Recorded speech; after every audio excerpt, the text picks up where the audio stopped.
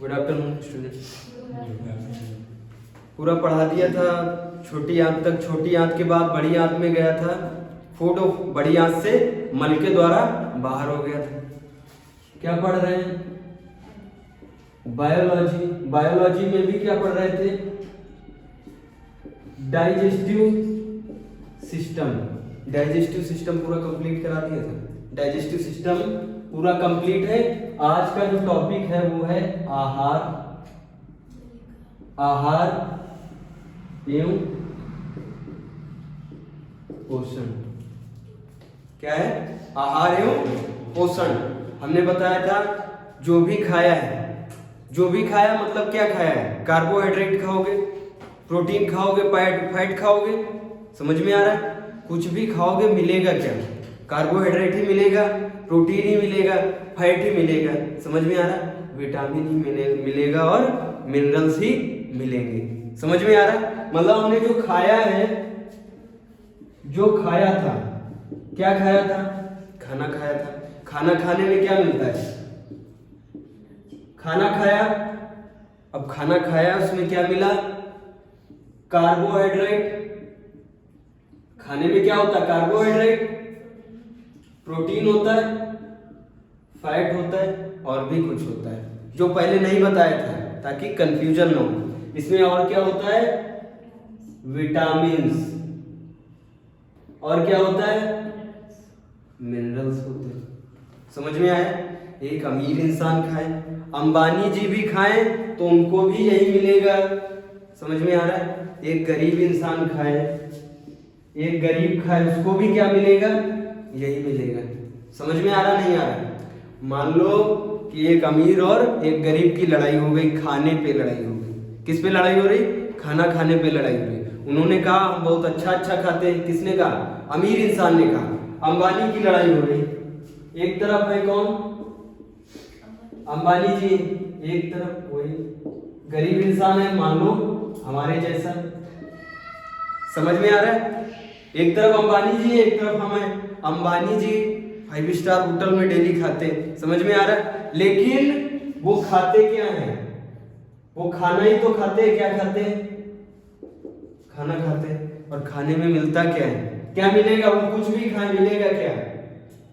Carbohydrate, protein, fat, vitamin, mineral, यही मिलेगा।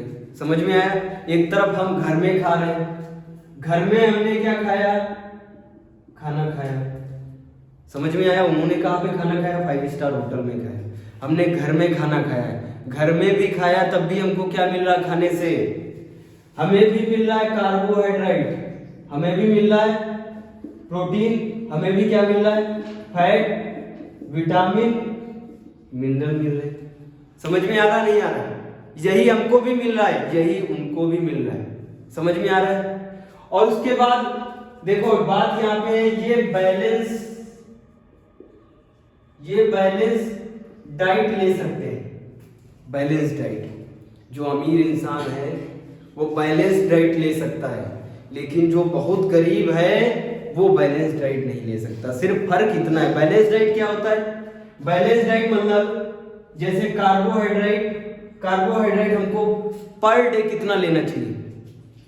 400 से 600 ग्राम। कितना?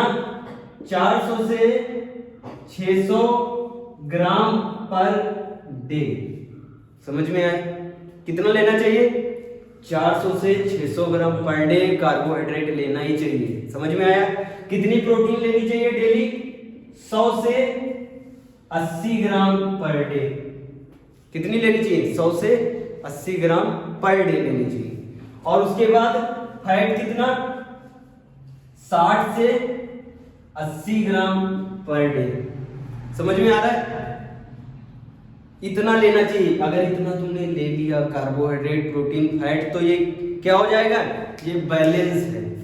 ये बैलेंस हो गया। बस इतनी जरूरत है, कोई बात नहीं। समझ में आ रहा है? ये इतना डाटा क्या कहते हैं? बैलेंस डाइट कहते हैं। समझ में आया? और उसके बाद इसी में क्या लेना चाहिए? विटामिन। और इसी में क्या आते हैं? मिनरल्स। क्लियर है? इतना अगर तुमने ले लिया तो तुमने बैलेंस डाइट का मतलब जीवन के लिए तुमने उतना खाना ले लिया जो जीने के लिए जरूरी है। हमको खाने के लिए जरूरी है या जीने के लिए खाना, जीने के लिए खाना है या खाने के लिए जीना है? जीने के लिए खाना है ना। जब जीने के लिए खाना है तो इतना खाना है, जीने के लिए खाना है तो कितना खाना है? इस डाटा को खाना है। अगर इस डाटा को तुमने खा लिया तो क्या है? बैलेंस डाइट है। समझ में आया? अगर इस डाटा को नहीं खा पाए मतलब तुमने एक दिन में 200 ग्राम क्या लिया? कार्बोहाइड्रेट। एक दिन में 200 ग्राम कार्बोहाइड्रेट लिया तो मामला गड़बड़ है। कितना लेना चाहिए एक दिन में? 400 से 600 ग्राम। अगर तुमने 100 ग्राम से 80 ग्राम प्रोटीन लिया तो ठीक है। अगर 100 ग्राम नहीं ले पाए, 40 ग्राम प्रोटीन लिया तो गड़बड़ है, मसल ग्रोथ नहीं होगी। समझ में आया? फैट कितना लेना चाहिए? 60 से 80 ग्राम फैट पर डे लेना चाहिए। नहीं ले पाए 60 से 80 ग्राम फैट तो गड़बड़ है। लेकिन ये जो अमीर आदमी है, अमीर इंसान है, इसको खाने की कमी है क्या? ये जब खाना खाएगा तो जितनी भूख लगती शरीर में, वो इस डाटा की भूख लगती। ये डाटा अपने आप शरीर में आ जाता है। लेकिन जब तुम भूखे रह जाओगे, तुमने खाना ही नहीं खाया, आधी रोटी पाया, तो आधी रोटी में क्या तुमको इतना मिल जाएगा? डाटा नहीं मिलेगा। उसी को कहते हैं ये हो गए किसके शिकार? कुपोषण के शिकार। कुपोषण का शिकार कौन हो जाता है? जो बैलेंस डाइट नहीं लेता है। बैलेंस डाइट का मतलब समझ गए? इस डाटा को क्या कहते हैं? Balance diet. ये डाटा नोट डाउन कर लो। ये नंबर है किसका? कार्बोहाइड्रेट का। ये प्रोटीन का है, ये फैट का है। आगे बताएंगे विटामिन कितना चाहिए, मिनरल्स कितने होने चाहिए। 0.1 ग्राम मिनरल्स चाहिए होते हैं पर डे। क्या? कैल्शियम, आयरन के, ये सब आगे बताएंगे। ये नोट डाउन किया। इसको क्या कहते हैं? बैलेंस डाइट कहते हैं। समझ में आया? क्या पढ़ रहे हैं? आहार एवं पोषण। आहार मतलब जो खाना खाया है, जो खाना खाया है ये क्या हुआ? आहार हुआ। और जो खाने से मिला है, जो खाने से मिला, इसको क्या कहते हैं? पोषण कहते हैं। आहार एवं पोषण समझ में आया? एकदम क्लियर है? रब कर दे।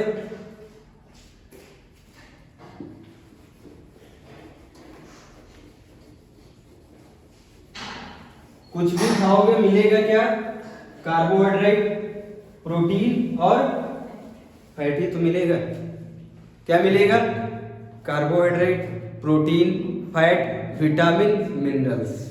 क्लियर है? नहीं क्लियर? अब देखो आगे, हम कुछ भी खा रहे हैं, क्या मिल रहा है? कार्बोहाइड्रेट मिल रहा है। कुछ भी खा रहे हैं, क्या मिल रहा है? कार्बोहाइड्रेट मिल रहा है। उसी में तुम समझ थोड़ी ना पाओगे। एक थाली में ध्यान से देखना है। एक थाली है, इसमें एक साइड में क्या है? सब्जी है। क्या है? एक साइड में सब्जी रखी हुई है। बैलेंस डाइट देखो कैसे बनाई जाती है। एक साइड में सब्जी है, थोड़ी सी दाल है, फिर क्या है? रोटी है, और क्या है? चावल है। देखना किससे क्या मिलता है। जब तुम सब्जी खाओगे तो इसमें तुमको मिलेगा विटामिन एंड मिनरल्स मिलेंगे। क्या मिलेगा? विटामिन एंड मिनरल्स मिलेंगे। क्लियर है? उसके बाद जब चावल खाओगे, चावल में क्या? भरपूर मात्रा में कार्बोहाइड्रेट मिल जाएगा। दाल में क्या होता है? ये जो बीच में दाल रखी, दाल में क्या है? प्रोटीन है। और यहाँ पे रोटी रखी, रोटी में क्या है? कार्बोहाइड्रेट है। और ये दाल थोड़ी छौकी होगी नहीं होगी? ऐसे ही होगी सादी दाल, थोड़ा तेल से छौकी जाती। तेल में क्या होता है? फैट होता है। मिल गया ना पूरा डाटा एक ही थाली में? यही तो बता रहे हैं, यही तो है बैलेंस डाइट। यही तो थोड़ी सी दाल ले ली और रोटी ले ली, चावल ले लिया, हरी सब्जी ले ली, पालक ले लिया, उसमें आयरन कैल्शियम तुमको मिल जाएगा। आयरन कैल्शियम वो किस में आता है? खनिज में आता है। विटामिन मिल जाएंगे सब्जियों में। कई सारी सब्जियां हैं जिसमें क्या मिल जाएंगे? गाजर वगैरह खा ली, विटामिन मिल जाएगा। टमाटर खा लिया, विटामिन मिल जाएगा। सलाद खा ली, विटामिन मिल जाएगा। दाल तो है ये थाली में, क्या मिल गया? प्रोटीन मिल गया। चावल खा लिया, कार्बोहाइड्रेट इंस्टेंट एनर्जी दे देगा, तुरंत फटाक से ऊर्जा देगा। कार्बोहाइड्रेट ले लिया, और क्या चाहिए, फैट चाहिए। फैट किससे मिल गया, थोड़ा बहुत तो उसमें तेल की मात्रा होगी नहीं होगी, ये सब जरूरी होता। तेल भी खाना जरूरी है, तेल भी खाना जरूरी है, लेकिन इतना तेल ना खाओ जो कोलेस्ट्रॉल बन जाए, जो नसों में थक्का बन जाए और रक्त का संचार रुक जाए और हार्ट अटैक आ जाए। इतना तेल नहीं खाना चाहिए। तेल उतना खाओ जितना जरूरी है। कितना जरूरी बताया, 60 से 80 ग्राम, 60 से 80 ग्राम तेल पर डे क्या देगा तुमको, फैट देगा। समझ में आ रहा है, इतना क्लियर हुआ। अब देखो आहार एंड पोषण में, ये जो थाली में खाना रखा हुआ है, इस थाली के खाने में क्या क्या है, कार्बोहाइड्रेट है, प्रोटीन है, फैट है, और क्या है, विटामिन भी है, मिनरल्स भी है। ये खाएगा कौन, ये खाएंगे हम। देखो इधर बना रहे हैं अपना चित्र।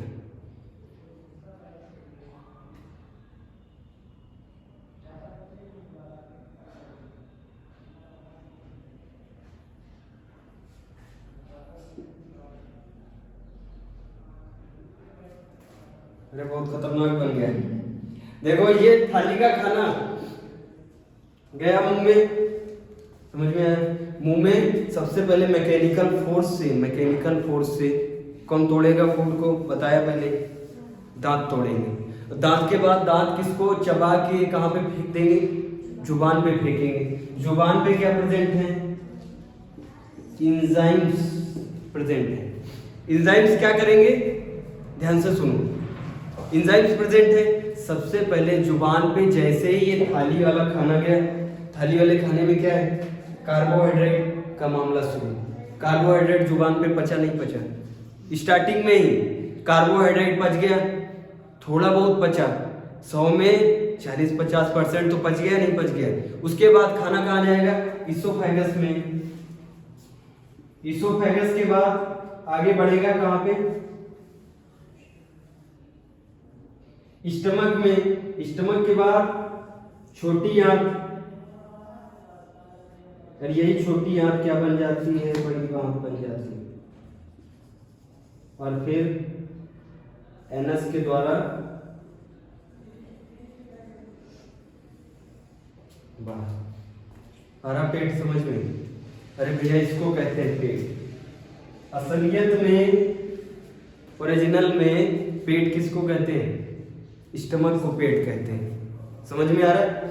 अब देखो यहाँ आया फूड, यहाँ से स्टमक से छोटी आंत, ये सब जब चलने लगा छोटी आंत में छोटी छोटी फिंगर लाइक स्ट्रक्चर होते हैं, उनको क्या कहते हैं, विलाई कहते हैं। फिंगर लाइक स्ट्रक्चर थे, उनको क्या कहते थे, विलाई कहते थे। विलाई में छोटे छोटे फिंगर के ऊपर छेद होते हैं, समझ में आया।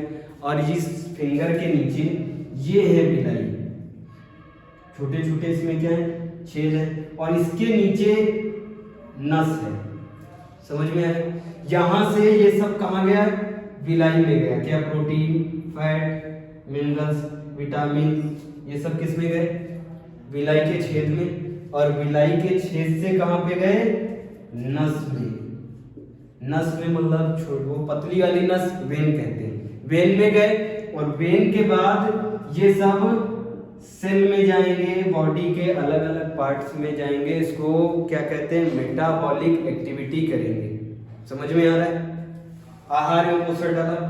अब लिखो भोजन का कार्य, एकदम सिंपल तरीके से समझाया। देख लो ये थाली में भोजन है, भोजन गया मुंह में, मुंह के बाद पेट में, पेट के बाद छोटी आंत के बाद बड़ी आंत में मल वगैरह निकलता बड़ी आंत से। भोजन के कार्य, भोजन का सबसे पहला जो कार्य होता है वो होता है ऊर्जा प्रदान करना। क्या प्रदान करना, ऊर्जा प्रदान करना, इंग्लिश में एनर्जी प्रदान करना। भोजन के कार्य,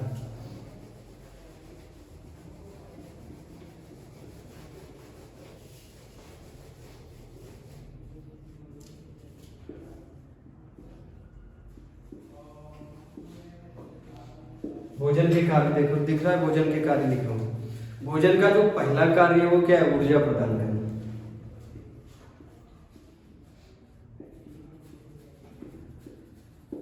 ऊर्जा प्रदान करना। भोजन कैसे ऊर्जा प्रदान करेगा भाई? लिख तो दिया हमने, ऊर्जा प्रदान करना कैसे करेगा। हमने बताया विलाई में, ये विलाई में कार्बोहाइड्रेट गया, प्रोटीन गया। अरे भैया कार्बोहाइड्रेट से भी ऊर्जा मिलती है, प्रोटीन से भी ऊर्जा मिलती है। जितना कार्बोहाइड्रेट से ऊर्जा मिलती है, 1 ग्राम कार्बोहाइड्रेट से 4 किलो कैलोरी ऊर्जा मिलती, सेम उतनी ही प्रोटीन से भी मिलती है। लेकिन समय लगता है प्रोटीन से मिलने में, कार्बोहाइड्रेट से समय नहीं लगता, तुरंत मिल जाती है, इंस्टेंट एनर्जी मिल जाती है। सबसे ज्यादा ऊर्जा पता किससे मिलती? इससे मिलती। फैट कहाँ गया भाई? इस फैट से मिलती है। 1 ग्राम फैट से पता कितना मिलती ऊर्जा? 9.3 किलो कैलोरी, और वहां कितनी मिल रही थी? 4 किलो कैलोरी। उसके 2 गुना मिलती है। किससे? फैट से ऊर्जा मिलती है। समझ में आया? ऊर्जा मिलेगी कैसे? देखो, छोटी आंत में ही क्या हुआ था? कंप्लीट डाइजेशन, पाचन कहां पे हुआ था? छोटी आंत में हुआ था। पूर्ण पाचन छोटी आंत में हुआ था, और पूर्ण एब्जॉर्प्शन, लगभग खाने का पूर्ण, इन सबका पूर्ण एब्जॉर्प्शन भी, अरे 90% एब्जॉर्प्शन कहां पे होगा? छोटी आंत में। छोटी आंत में जो एब्जॉर्ब कर रहा है वो कौन है? विलाई। ये देखो फिंगर लाइक स्ट्रक्चर, इन्होंने क्या कर लिया? खींच लिया। खींच लेने को क्या कहते हैं? एब्जॉर्ब कर लेना। समझ में आया? किसको खींचा है? कार्बोहाइड्रेट को खींच लिया, प्रोटीन को खींच लिया, फैट को, विटामिन को। क्या कार्बोहाइड्रेट को खींचा था? कार्बोहाइड्रेट को नहीं खींचा था। सुक्रोज, माल्टोज, इन सब के छोटे छोटे भाग को खींचा था, पढ़ाया था इससे पहले। प्रोटीन को नहीं खींचा था, प्रोटीन के छोटे भाग को खींचा था। समझ में आ रहा है? फैट को नहीं खींचा था, ग्लिसरॉल को खींचा था। समझ में आया? अब ये सब कहां खींच के गए? इस विलाई में गए, और विलाई के नीचे ये ब्लड चल रहा है। ब्लड किस में बहता है? नस में बहता है, वेन में बहता है, सिरा में बहता है। समझ में आया? और ये सिराएं हर सेल तक लेके जाएंगी। समझ में आया? हर सेल तक किसको लेके जाएंगी? Carbohydrate, protein, fat, vitamin, minerals को। और पूरी सेल से ही तो शरीर बना है। शरीर की सबसे छोटी इकाई क्या है? सेल है। इसका मतलब प्रत्येक सेल तक अगर पहुंच गया तो प्रत्येक शरीर में पहुंच गया, नहीं पहुंच गया? अरे बाल से लेकर खाल तक, ये बाल में भी ये जो केराटिन प्रोटीन होता है, बाल भी तो सेल से बने, कई सारी सेलों से मिलके बाल बने। ये नाखून है, ये भी सेल से मिलके बने, स्किन भी सेल से मिलके बनी। तो बताओ, ये जो कुछ भी खाया हमने वो किसको मिल गया? सेल को। और सेल से ही क्या बना है? शरीर।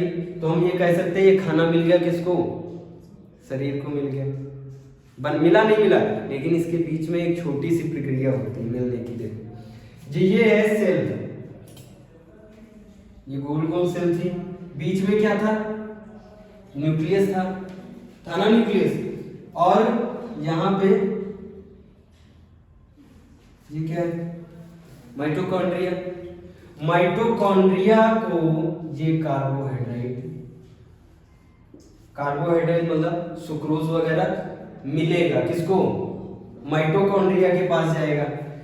माइटोकॉन्ड्रिया के पास जैसे ही क्या जाएगा? सुक्रोज जाएगा, कार्बोहाइड्रेट जाएगा तुरंत। इसी ब्लड में लेके कौन जा रहा है कार्बोहाइड्रेट को? ब्लड लेके गया है।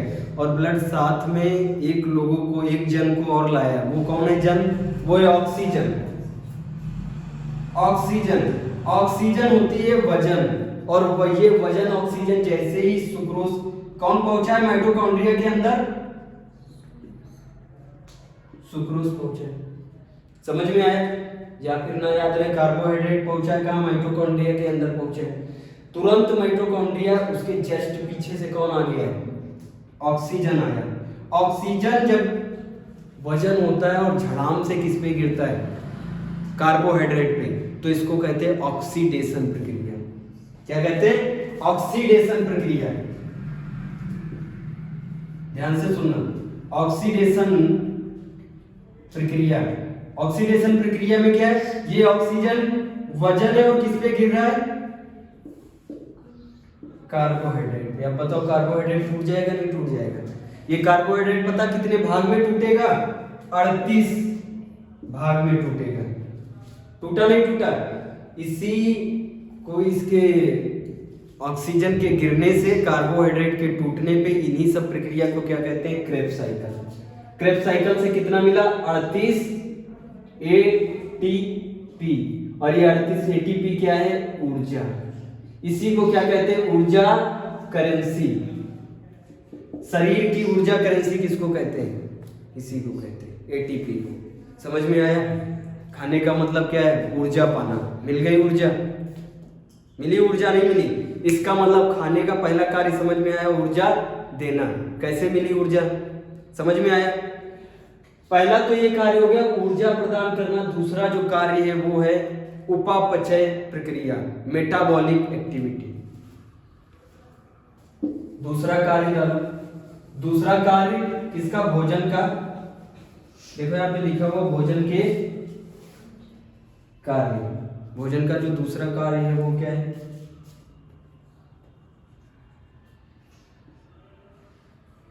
उपापचय प्रक्रिया। इंग्लिश में क्या बोलते हैं? Metabolic activity. ध्यान से सुनना, मेटाबॉलिक एक्टिविटी। एक एक बात बता रहे हैं। मेटाबॉलिक शब्द जो बना है ये दो शब्दों से बना है, एक कैटाबॉलिक, एक एनाबॉलिक। एक क्या है? कैटाबॉलिक, एक है एनाबॉलिक। दोनों शब्द दिख रहे हैं। कैटाबॉलिक का मतलब है टूटना। कैटाबॉलिक का मतलब टूटना और एनाबॉलिक का मतलब जुड़ना और स्टोर होना। एनाबॉलिक का मतलब जुड़ना, इसका मतलब कैटाबॉलिक का मतलब टूटना और एनाबॉलिक का मतलब जुड़ना। समझ में आया? किसका टूटना? फूड का टूटना। किसका जुड़ना? फूड का जुड़ना। कहां पे जुड़ना? सेल के अंदर। कहां पे जुड़ना? सेल के अंदर। सेल के अंदर किस भाग में? माइटोकॉन्ड्रिया के भाग में। कहां पे होता है मेटाबॉलिक एक्टिविटी फूड का? माइटोकॉन्ड्रिया के अंदर। कौन तोड़ता है फूड को? ऑक्सीजन। जब तोड़ता है ऑक्सीजन फूड को, उसको क्या कहते हैं? ऑक्सीजनीकरण या ऑक्सीडेशन प्रक्रिया। समझ में आया? क्लियर है यहां तक? इसके बाद जो तीसरा कार्य है इसका वो है रोगों से बचाना। तीसरा कार्य, अच्छा ये फिर से देख लो, मेटाबॉलिक एक्टिविटी फिर से बता रहे हैं। देखो ये सेल है, ये सेल है और यहां पे है क्या? माइटोकॉन्ड्रिया। दिख रहा है माइटोकॉन्ड्रिया। फूड किसको मिला? माइटोकॉन्ड्रिया को फूड मिला। माइटोकॉन्ड्रिया को फूड मिला तो माइटोकॉन्ड्रिया का क्या करेगा? क्रेब्स साइकिल चलाएगा। किसकी मदद से? ऑक्सीजन की मदद से। ऑक्सीजन की मदद से मतलब ऑक्सीजन का काम क्या है? तोड़फोड़ मचाना। ये फूड को क्या करेगा? तोड़फोड़ देगा। समझ में आया? तोड़फोड़ देगा। तोड़फोड़ जो देता है उसको क्या बोलते हैं? कैटाबॉलिक। क्या बोलते हैं? कैटाबॉलिक। लेकिन 100% फूड आया था, 80% को तोड़फोड़ दिया, 20% टूटा फूटा नहीं है। 20% अभी टूटा फूटा नहीं है तो मतलब वो क्या है? अभी एनाबॉलिक प्रक्रिया में, अभी वो जुड़ा हुआ है। देखो लिखा हुआ है जुड़ना या फिर स्टोर होना। आया समझ में? ये फूड गया माइटोकॉन्ड्रिया के पास। माइटोकॉन्ड्रिया दो काम करेगा। एक तो फूड को क्या करेगा? तोड़ेगा। क्या करेगा? तोड़ेगा। जब तोड़ता है तो इसको क्या कहते हैं? कैटाबॉलिक।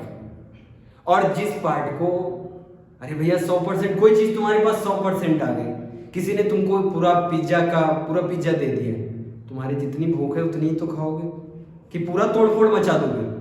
जितना तुमने खाया उसको कह दिया कि वो क्या है? कैटाबॉलिक प्रक्रिया है। लेकिन जितना बच गया उतना क्या किया? उसे डब्बे में पैक कर दिया, कहा बाद में खाएंगे। है बात सही नहीं? इसी को क्या कहते हैं? जो बच गया वो अभी जुड़ा हुआ, उसको क्या कहते हैं? एनाबॉलिक। ये एनाबॉलिक जो है ये स्टोर्ड एनर्जी होती है। अभी इसका काम बाकी है, स्टोर्ड एनर्जी हुई नहीं, लेकिन सेल में दोनों काम हो रहे हैं। एक तो कैटाबॉलिक टूटने का और दूसरा अभी टूटा नहीं है मतलब जुड़ा हुआ है, एनाबॉलिक भी हो रहा है। इसीलिए पूछा जाता है सेल में दोनों काम कहाँ पे होते हैं, माइटोकॉन्ड्रिया में। माइटोकॉन्ड्रिया दो काम कौन से करता है, एक तो तोड़ता है फूड को और एक जब थक जाता है तो कहता है बाद में तोड़ेंगे। जब तोड़ता है तो उसको क्या कहते हैं, कैटाबॉलिक, और जब रुक जाता है नहीं तोड़ता उसको क्या बोलते हैं, एनाबॉलिक। और इन दोनों को क्या बोलते हैं, मेटाबॉलिक। दोनों को मिला के क्या बोलते हैं, मेटाबॉलिक एक्टिविटी। समझ में आया, ये एक्टिविटी किस पे चल रही है, फूड पे चल रही है। तो बताओ फूड का कार्य हुआ उपापचय प्रक्रिया, मेटाबॉलिक एक्टिविटी। आया समझ में। उसके बाद तीसरा क्या है, रोगों से बचाना, बीमारियों से बचाना। रोगों से बचाना कैसे, फूड ना खाओ, तुम क्या करो भाई, व्रत रह जाओ। 2 दिन जब व्रत रहोगे, व्रत भी कई प्रकार के होते हैं। एक तो ऐसा व्रत होता है जब इंसान व्रत रह के भी ठूस ठूस के खाता है। अरे व्रत में क्या खाया नहीं जाता क्या, आलू खाई जाती, जूस वगैरह बराबर, भाई पैसा है जूस वगैरह पी रहे, उनको पता चलता है क्या कि हम व्रत है। व्रत का असली मतलब क्या होता है कि खाना ना खाओ पूरा दिन। जो छोटी आंत है, जो गाल ब्लेडर है, लीवर है, इन लोगों को क्या करना है, रेस्ट मिले, हॉलीडे मिल जाए एक दिन का, इसलिए व्रत बनाए गए हैं। लेकिन व्रत में उस दिन सबसे ज्यादा खाया जाता है, खाया जाता नहीं खाया जाता है, बराबर आलू खा रहे हैं। अरे व्रत में भी होते ना, केला वगैरह, केला सेब खा सकते हो, आलू खा सकते हो। जो जमीन के नीचे जितनी भी चीजें होती वो व्रत में खाई जाती, जो जमीन के ऊपर वाली होती वो नहीं खाई जाती। समझ में आ रहा है। अब बताओ अगर कोई इंसान फास्ट है, फास्ट रह गया तो उसको क्या एनर्जी मिलेगी, एनर्जी किससे मिलती, फूड से मिलती। फूड तो शरीर में जा ही नहीं रहा, बिल्कुल सन्नगन्न बैठा रहेगा, किसी से बोलने की हिम्मत नहीं होगी। 3 दिन व्रत 4 दिन व्रत रखवा दो तो फिर किसी से बोलने को छोड़ो, वो लेटा ही रहेगा। क्योंकि एनर्जी कौन देता है, फूड देता है, और फूड तो वो खा ही नहीं रहा, एकदम व्रत है। व्रत भी कौन सा वाला, सिर्फ पानी पीने वाला। पानी से मिलेगा क्या एनर्जी, पानी से एनर्जी नहीं मिलती, क्योंकि पानी से क्या मिलता है, थोड़ा बहुत मिनरल्स वगैरह मिलते हैं, थोड़े बहुत मिनरल्स मिलते हैं, और मिनरल्स एनर्जी नहीं देते। समझ में आ रहा है। जब एनर्जी नहीं देंगे तो फिर शरीर में ऊर्जा भी नहीं होगी, और जब ऊर्जा नहीं होगी तो इंसान बोल पाएगा। हम बोल रहे हैं, पढ़ा रहे हैं, इसका मतलब हम कुछ खा पी के आए तभी पढ़ा रहे हैं। 2 दिन से अगर व्रत होते तो पढ़ा पाते, नहीं पढ़ा पाते, ऊर्जा ही नहीं होती तो पढ़ाते क्या। आया समझ में।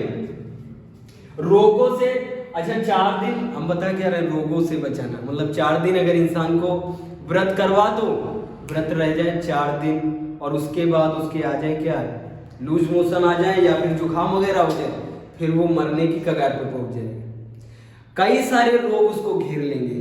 जो कम खाते, जो खाने को नहीं पाते, वो जल्दी टपक जाते हैं। किस कारण, क्योंकि उनको बैलेंस डाइट नहीं मिल रही।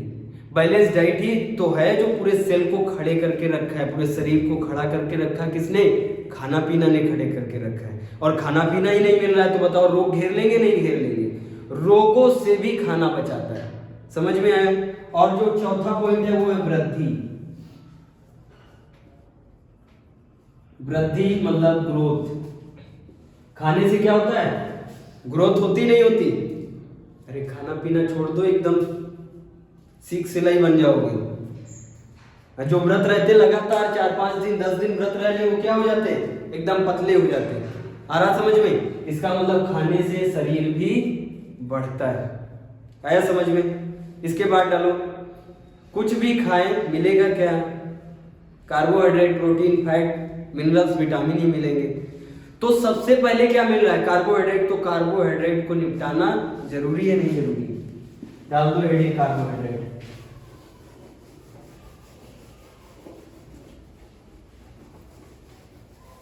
बड़े बड़े अक्षरों में लिखो कार्बोहाइड्रेट। कार्बोहाइड्रेट को इंग्लिश में भी क्या, हिंदी में भी क्या कहते हैं, कार्बोहाइड्रेट।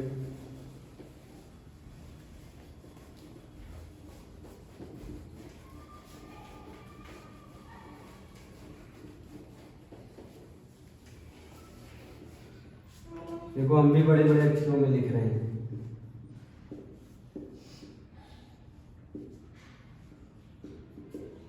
कार्बोहाइड्रेट, दिख रहा कार्बोहाइड्रेट? सबको निपटाना है, किसको किसको? कार्बोहाइड्रेट को, इसके बाद प्रोटीन को, उसके बाद फैट को, फैट के बाद विटामिन को, विटामिन के बाद मिनरल्स को, उसके बाद ये वाला चैप्टर ही पूरा निपट जाएगा। समझ में आया? तो सबसे पहले किसको निपटाना है? कार्बोहाइड्रेट को निपटाना है। कार्बोहाइड्रेट को और एक शब्द कहते हैं, कार्बोहाइड्रेट को और बायोलॉजी में कहते हैं शर्करा। क्या बोलते हैं? शर्करा। शर्करा से तुमको लग रहा होगा मीठा होगा जरूर, हर कार्बोहाइड्रेट मीठा होता है, इसीलिए तो इसका नाम है शर्करा। हर कार्बोहाइड्रेट मीठा होता, कोई कम मीठा, कोई ज्यादा मीठा। शहद सबसे ज्यादा मीठा होता है, कार्बोहाइड्रेट सबसे ज्यादा। फ्रक्टोज, फ्रक्टोज को क्या बोलते हैं? शहद। शहद सबसे ज्यादा मीठा कार्बोहाइड्रेट है। अभी आगे पढ़ाएंगे। समझ में आ रहा है भाई? नाम देखो इसका क्या है? शर्करा नाम है। शर्करा मतलब शक्कर, शक्कर मतलब चीनी, चीनी भी तो कार्बोहाइड्रेट है, डाइसेक्राइड। आ रहा समझ में? शर्करा नाम है इसका, मतलब मीठा होगा 100%। जितनी भी चीजें खा रहे हो हल्की फुल्की मीठी लगे तुमको, आलू हल्की मीठी लगती है, कार्बोहाइड्रेट होता है। चावल हल्के मीठे लगते हैं, कार्बोहाइड्रेट। रोटी हल्की मीठी लगती है, कार्बोहाइड्रेट। इनमें सब में क्या है? कार्बोहाइड्रेट होता है। आया समझ में? अब लिखो, कार्बोहाइड्रेट जो बनता है वो बनता है कार्बन से, हाइड्रोजन से और ऑक्सीजन से। किससे किससे बनता है? कार्बन से बनता है, हाइड्रोजन से बनेगा और ऑक्सीजन से बनेगा। इनके मिलने से क्या बनता है? कार्बोहाइड्रेट बनता है। सबसे छोटा वाला कार्बोहाइड्रेट, सबसे स्टार्टिंग वाला कार्बोहाइड्रेट, जिसको क्या बोलते हैं? ग्लूकोज।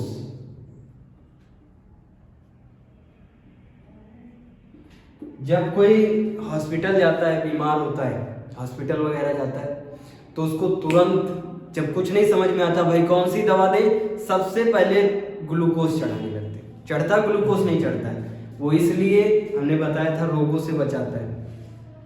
जो बीमार है उसको खाना अच्छा लगेगा? नहीं खाना अच्छा लगता है, इसीलिए फटाक से क्या लगा देते हैं? उसके ग्लूकोज लगा देते हैं। ग्लूकोज में क्या होती है? थोड़ी सी चीनी होती है। चीनी नींबू भी पी लोगे तो भी तुमको क्या मिलेगा? ग्लूकोज ही मिलेगा।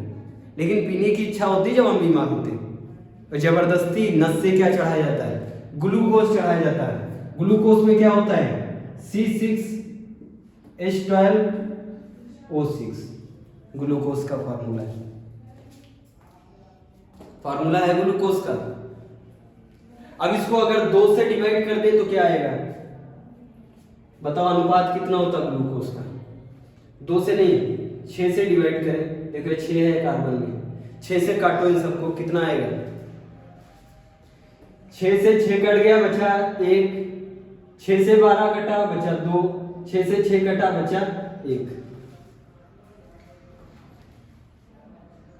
अरे भैया 6 6 2 बार है तो 6 ही तो कॉमन आएगा। 6 से तो कटेगा डिजिट, तो 6 से ही तो काट रहे हैं। देखो 6 से कटा है 1, 6 से 12 कटा, बचा 2, फिर 6 से 6 कटा, बचा 1। तो यही तो है ग्लूकोज का अनुपात। ग्लूकोज का अनुपात क्या होता है? 1:2:1 पूछा गया। समझ में आया? कहते हैं ग्लूकोज का ये फॉर्मूला है, लेकिन एक ऐसा ग्लूकोज है अपने शरीर में जिसका फॉर्मूला ये नहीं होता है। वो क्या है? उसका नाम है डाईऑक्सी राइबोस शुगर, जिससे क्या बनता है? डीएनए बनता है। डाईऑक्सी, एक्सेप्शन लिखे दे रहे हैं, एक्सेप्शन। एक्सेप्शन किसका? इस अनुपात का। हर ग्लूकोज, दुनिया में जितने भी ग्लूकोज है सबका अनुपात क्या होता है? 1:2:1।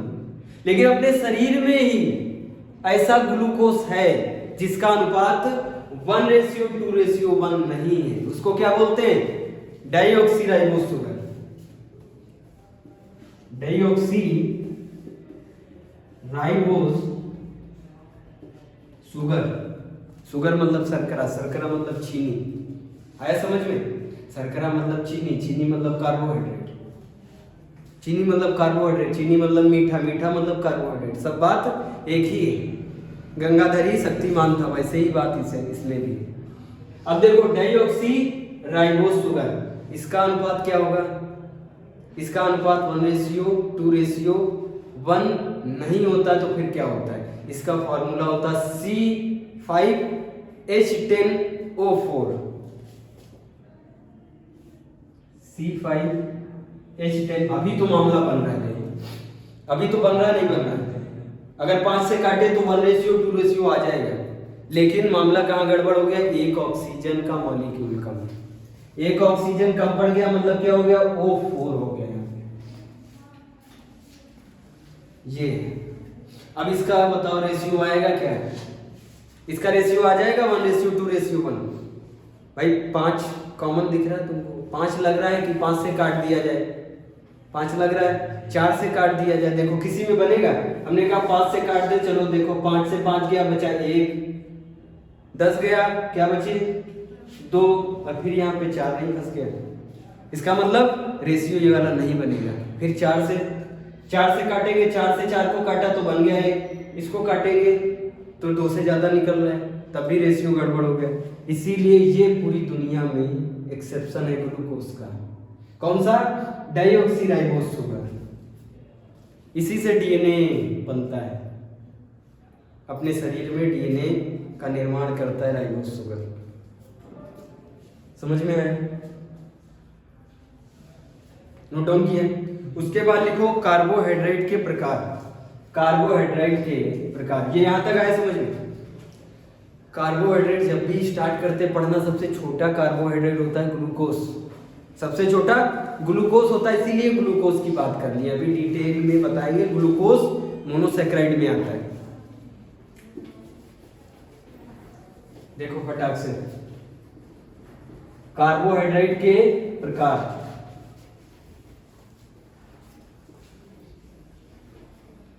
ये लिखा है ऊपर कार्बोहाइड्रेट, नीचे लिख दे प्रकार। कार्बोहाइड्रेट के प्रकार, ध्यान से सुनो। जो पहला प्रकार है उसको क्या बोलते हैं? मोनोसैकेराइड। मोनोसैकेराइड। मोनो का मतलब बायोलॉजी में क्या होता है? मोनो का मतलब होता है एक। मोनो का मतलब एक, सैकेराइड का मतलब शुगर मॉलिक्यूल। जो एक शुगर मॉलिक्यूल से ही बना है उसको क्या बोलते हैं? मोनोसैकेराइड। आया समझ में? देखो इसके नाम में ही क्या है? मोनो। मोनो का मतलब, डाई का मतलब 2, ट्राई का मतलब 3, टेट्रा का मतलब 4, पेंटा का मतलब 5। ऐसे करके केमिस्ट्री में पढ़ा नहीं पढ़ा? और यहाँ पे क्या है देखो, मोनो। मोनो का मतलब एक, सैकेराइड का मतलब शुगर मॉलिक्यूल। शुगर मॉलिक्यूल, कितने शुगर मॉलिक्यूल? एक शुगर मॉलिक्यूल से बना। नाम क्या कहा जाएगा? मोनोसैकेराइड। एक शर्करा अणु से बना, मोनोसैकेराइड। एक शर्करा अणु से बना। शुगर मॉलिक्यूल ना समझ में आए तो देख लो, शर्करा एक शर्करा अणु से बना। शर्करा मतलब क्या था भाई? कार्बोहाइड्रेट। इसका मतलब एक कार्बोहाइड्रेट मॉलिक्यूल अणु से बना, उसको क्या बोलेंगे?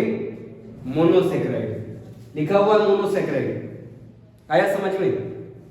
मोनोसैकेराइड के ही एग्जाम्पल, अभी तो लिखा है मोनोसैकेराइड का ही वो था एग्जाम्पल, ग्लूकोज।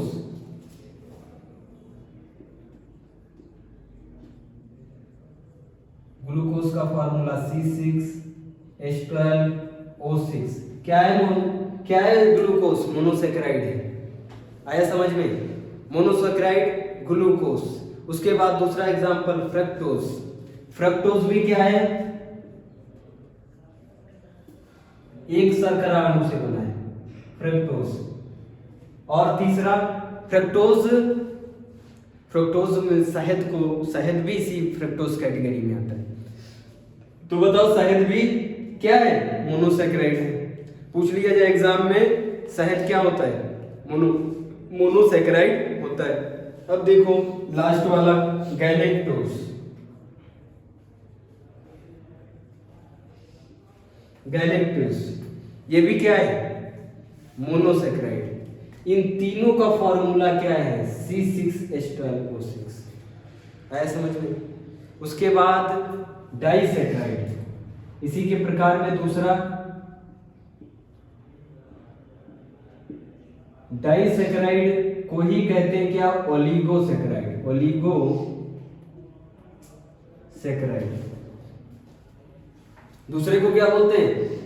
डाइसेकेराइड या ओलिगोसेकेराइड।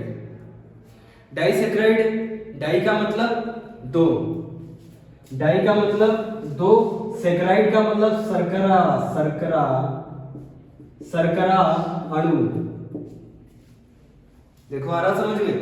डाई का मतलब दो, शर्करा का, अरे मतलब ये सेकेराइड का मतलब शर्करा। तो 2 से लेकर 2 से 9 शर्करा अणु से बना, 2 से लेकर 9 शर्करा अणु से बना, उसको क्या बोलेंगे? डाइसेकेराइड। क्या बोलेंगे? डाइसेकेराइड। कितने? 2 से लेकर 9 शर्करा अणु से बना। अब लास्ट में आएगा पॉलीसेकेराइड। Polysaccharide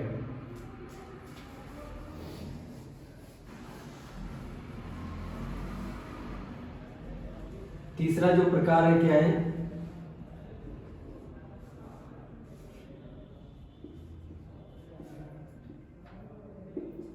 polysaccharide.